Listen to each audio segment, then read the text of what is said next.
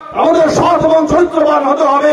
তাই যদি না হতে পারি তাহলে সাধারণ ভোটারদের কাছে আমরা যেতে পারবো না, সাধারণ ভোটারদের কাছে যে আমরা ভোট চাইতে পারবো না। আমি উপবিষ্ট নগরকাটা ইউনিয়নের বিভিন্ন স্তরের নেতৃবৃন্দ সবাইকে জানাই বাংলাদেশ জাতীয়তাবাদী দল তালা উপজেলা শাখার পক্ষ থেকে সংগ্রামী সালাম ও শুভেচ্ছা। সংগ্রামী ভাইরা, আমরা এমন একটি রাজনৈতিক দল করি যে দলটির নাম বিএনপি।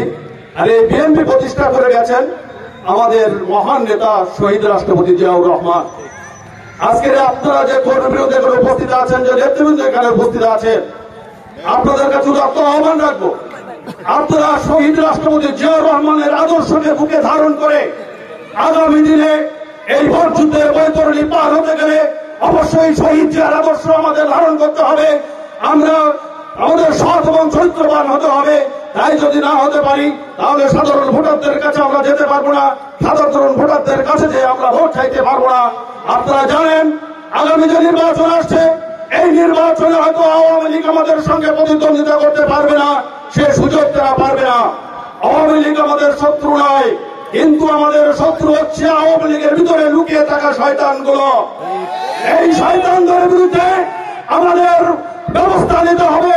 আপনারা জানেন বর্তমান সরকার যে ডেভিল হান্ট কর্মসূচি পালন করছে, ডেভিল মানে শয়তান, এই শয়তানকে নগরকাটার বাড়ি থেকে চিরতরে উৎখাত করবেন।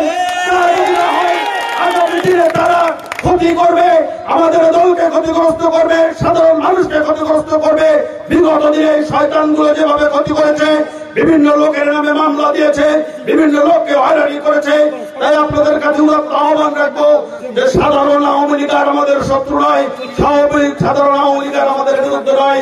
শুধুমাত্র এই শয়তানদের থেকে সতর্ক থাকবেন, এই শয়তানগুলোকে প্রশ্রয় দেবেন না, এই আশাবাদ ব্যক্ত করে আমি আমার সংক্ষিপ্ত বক্তব্য শেষ করছি। খুদা হাফেজ। বাংলাদেশ জিন্দাবাদ, জাতীয়তাবাদী দল জিন্দাবাদ।